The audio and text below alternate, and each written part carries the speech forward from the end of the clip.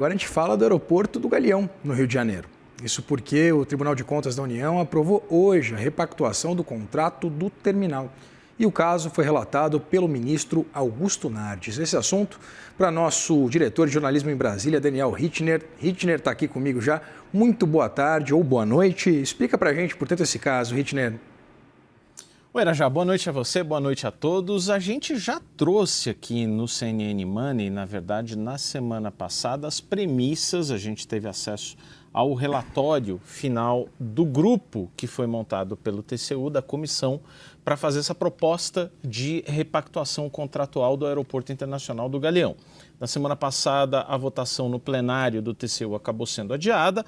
Hoje, o relatório foi aprovado. O voto do ministro Augusto Nardes, relator do caso, era praticamente endossava ali essa proposta de repactuação contratual e o plenário acatou. O que vai acontecer? Irajá, acho que vale a pena a gente voltar na linha do tempo e lembrar que o Galeão foi leiloado em 2013. Naquela época, quem arrematou essa concessão foi a Odebrecht, veio a Lava Jato. A Odebrecht precisou de uma grande reestruturação, vendeu esse ativo para a operadora asiática Changi, que é de origem de Singapura. E naquela época, a gente estava falando ali de pré-sal recém-descoberto, Olimpíadas no Rio de Janeiro, Copa do Mundo, euforia com a economia brasileira, o Cristo Redentor decolando. Então, havia um clima de euforia. E aí eu vou pedir aqui para o Valber, para a Bia, para a nossa equipe, mostrarem aqui um gráfico que eu separei, que era a premissa da concessão original.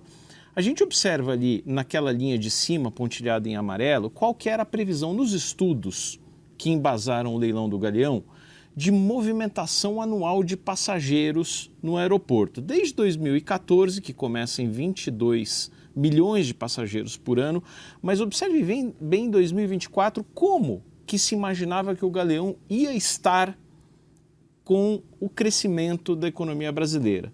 37 milhões de passageiros por ano.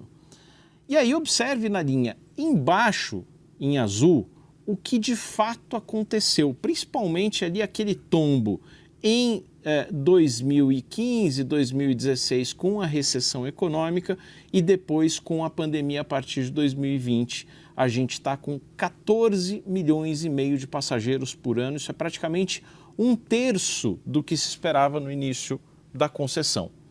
Obviamente, não dá para pagar a conta, porque o aeroporto foi leiloado com um gigantesco ágio, pagou-se 20 bilhões de reais na época em parcelas anuais de outorga e essa conta não fechava. Então, o que precisava ser feito? Ficou ali uma longa discussão. Devolve-se o aeroporto, não devolve o aeroporto, uma repactuação contratual, dá, não dá, enfim, chegou-se a essa repactuação aprovada hoje pelo TCU. O que está nessa repactuação? A Infraero, que tinha 49% na sociedade, sai da sociedade, portanto ela será 100% agora privada.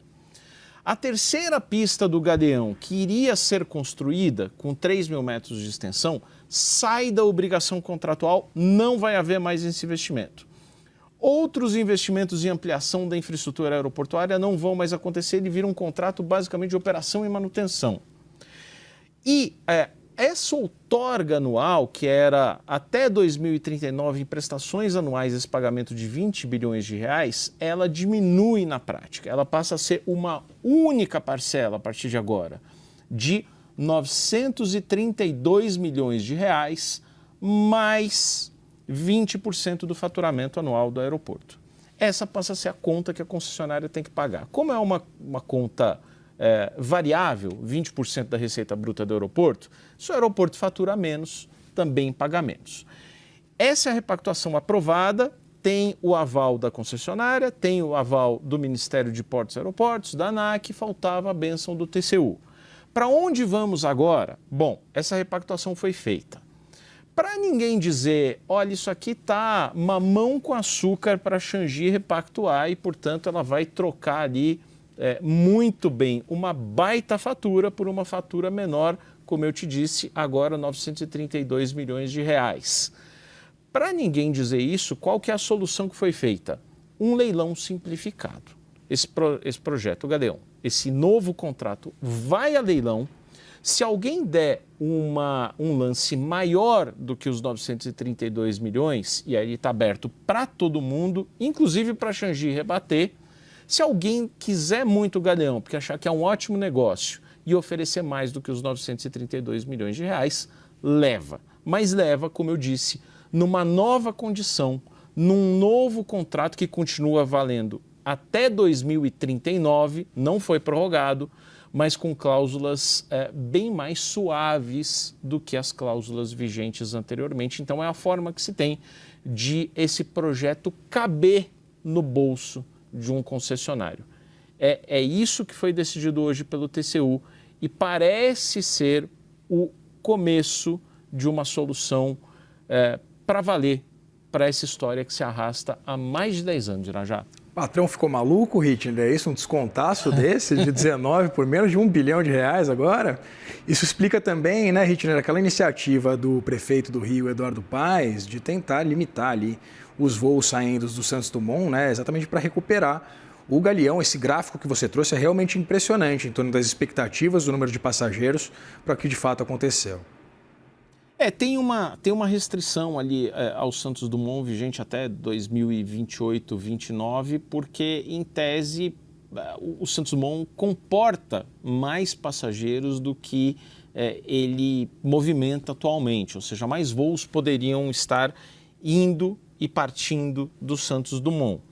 O que se colocou ali é o seguinte: a tendência de todo e qualquer passageiro no Rio de Janeiro, que vai para o Rio de Janeiro ou que sai do Rio de Janeiro, normalmente a tendência é optar pelo Santos Dumont e não pelo Galeão, porque o Galeão é mais longe, tem uma questão de segurança pública, você passa pela linha vermelha, tem o medo de ser assaltado, é mais difícil de chegar, tem menos conectividade, enfim, é todo esse problema. E ali uma restrição operacional foi adotada, que é a seguinte: você diminui o número de voos forçosamente do aeroporto, diminui a capacidade dele, ainda que ele tenha capacidade para mais passageiros, você diminui ali para um patamar de 7, 8 milhões de passageiros por ano, vai crescendo até 2028, 2029, aí 2029 libera toda a capacidade operacional como uma forma de levar mais voos, de estimular mais voos para o Galeão.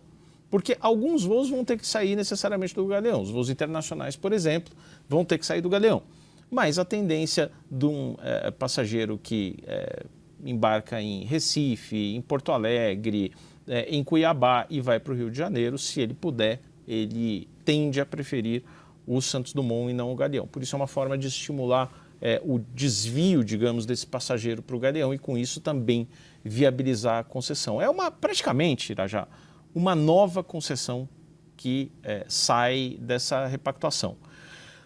Isso foi introduzido pela CSEX Consenso, que é uma nova unidade do TCU, uma nova secretaria para a solução de conflitos, solução consensual e prevenção de conflitos, que surgiu em 2023 na presidência ali do Bruno Dantas, foi mantida agora na presidência do Vital do Rego, e ela já conseguiu repactuar alguns contratos de rodovias. A gente teve recentemente, no mês passado, o primeiro leilão simplificado da BR-163 no Mato Grosso do Sul, de uma rodovia com a concessão repactuada. Que é isso, você renegocia ali os compromissos de duplicação, de assistência ali para os motoristas, etc., todas as obrigações contratuais.